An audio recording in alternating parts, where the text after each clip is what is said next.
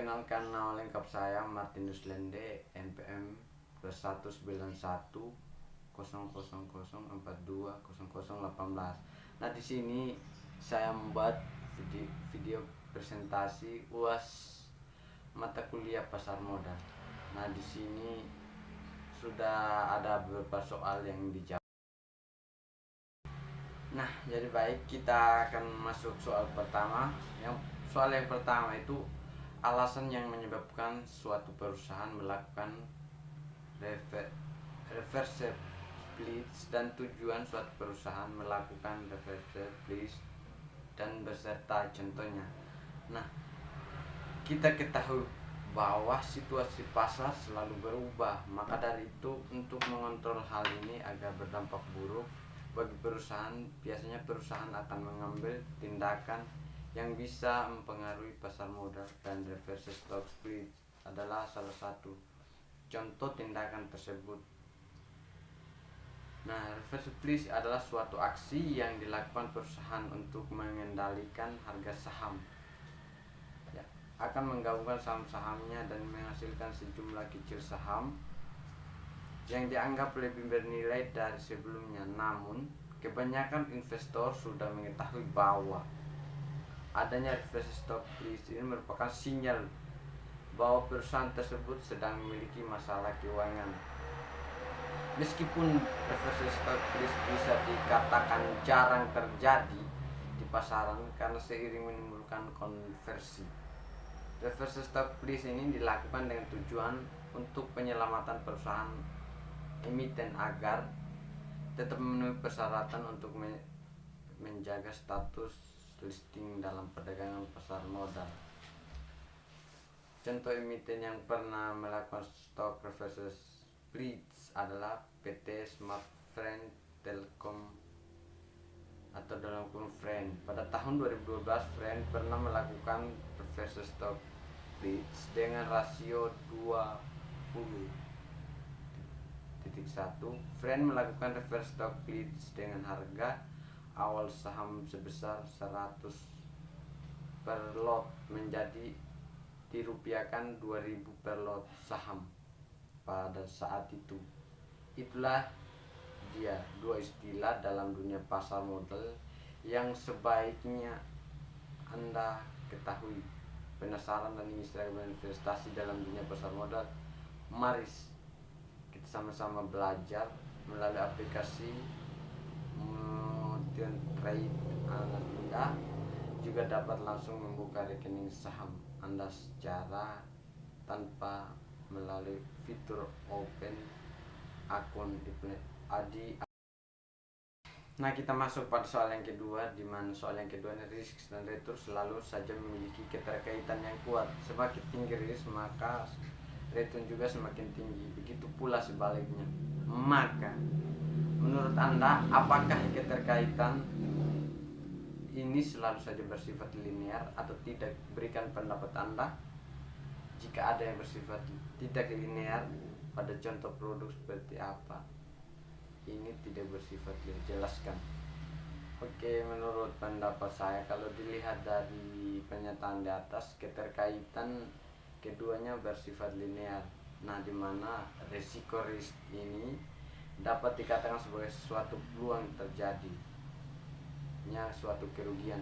Dalam hal investasi, maka kerugian yang didapat adalah kerugian uang risiko, berarti suatu kemungkinan terjadinya hasil yang tidak diinginkan dan berlawanan dari yang diinginkan. Sedangkan tingkat pengembalian retur adalah keuntungan yang dapat atau diartikan sebagai kompensasi dalam hal investasi. Maka kompensasi ini didapat dari adanya inflasi, kenaikan harga-harga barang. Nah, di sini ada contoh produk yang dapat bersifat linear. Perusahaan ini suatu dikontrak untuk membuat kaos standar dengan gambar tim pemenang pada suatu kompetisi sepak bola antar universitas. Kaos yang diproduksi mencakup dua jenis kaos, lengan panjang satu dengan gambar di sisi depan dan satu lagi gambar di dua sisi depan belakang. dan 2 jenis kaos lengan pendek dengan bentuk gambar serupa. Perusahaan harus menyelesaikan seluruh produksi 72 jam setelah pertandingan usai dan harus tepat pada waktunya. Masuk pada soal yang ketiga, mengapa jual beli saham lebih memiliki risiko dibandingkan dengan membeli obligasi? Nah, saham dan obligasi juga memiliki sejumlah risiko. Saham termasuk penanaman modal yang berisiko karena memiliki harga sangat fluktuatif di pasar keuangan. Jadi kemungkinan terjadi capital loss atau penurunan harga sangat besar. Untuk menghindari, sebaiknya investasi modal di saham dalam jangka panjang.